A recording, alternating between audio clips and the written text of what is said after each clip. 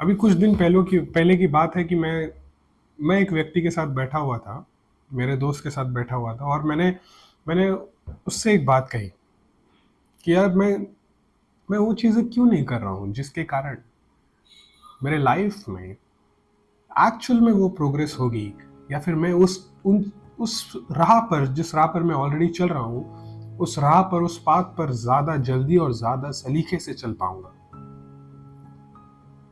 और क्यों मैं ये इन छोटे छोटे स्टेप्स लेने से डर रहा हूँ, क्यों ये जो रिस्क इसके पीछे इन्वॉल्व है, ये रिस्क से मैं क्यों डर रहा हूँ। तो उस इंसान ने एक बात कही, वो बात मैं आप सबसे आज शेयर करना चाहता हूँ। उसने कही कि आप शिवम, तुमने कहीं एक बच्चे को देखा है? एक छोटा बच्चा जब पैदा होता है, पैदा होने से 9 महीने के बाद, पहले तो 9 महीने वो माँ की पेट में रहता है और बहुत ही तकलीफों के बाद इस दुनिया में पैदा होता है।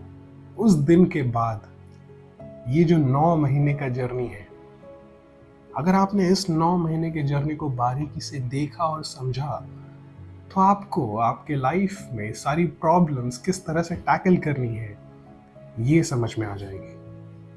मैंने पूछा कैसे? तो उन्होंने कहा, जब एक छोटा बच्चा जब पैदा होता है, पहले तो उसे दिखाई नहीं देता, इतनी इतनी दूर तक दिखाई नहीं देता, बस अपनी माँ की आवाज पहचानता है। तो वो सिर्फ अपनी माँ के आवाज से ही शांत होता है। भूख लगती है तो अपनी माँ के लिए गिड़गिड़ाता है, रोता है। फिर कुछ समय बाद थोड़ी सी ताकत जुटाकर बैठना शुरू करता है। उसके कुछ समय बाद थोड़ा घिसकना शुरू करता है, और फिर कुछ भी चीजें मिले उसे पकड़कर खड़े होने की कोशिश करता है। खड़ा होने लगा तो उसके बाद धीरे धीरे छोटे छोटे पैर आगे बढ़ाने की कोशिश करता है। और ये सब करने में वो बच्चा या फिर वो बच्ची 100 बार गिरते हैं, पड़ते हैं, लगता है उन्हें, रोते हैं। लेकिन पता है उसके बाद क्या होता है? अब कितना भी उस बच्चे को रोको, समझाओ, बुझाओ, वो फिर से खड़े होने की कोशिश करेंगे, वो फिर से चलने की कोशिश करेंगे, और वो तब तक कोशिश करेंगे जब तक वो पूरी तरह से चलना ना सीख जाए, दौड़ना ना सीख जाए।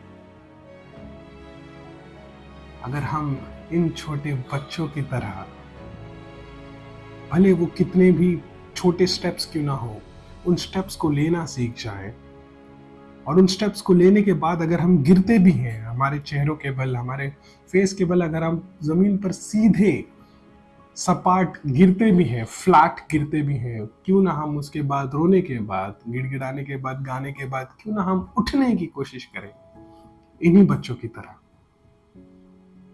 और तब तक कोशिश करते रहे जब तक हम अपनी राह पर सरलता से, समानता से चलना ना शुरू कर दें, और एक ना एक दिन दौड़ने भी लगे।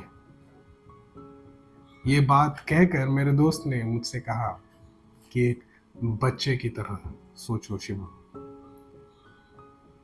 एंड शायद वही चीज, वही स्टोरी मेरे मन में बार बार आ रही थी, इसलिए मैंने आप सबसे शेयर करना भी चाहा।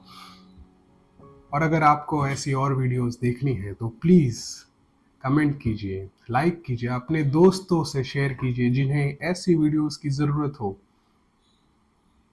और जिन्हें बच्चों की तरह सोचने की जरूरत हो। Over to you, think over it.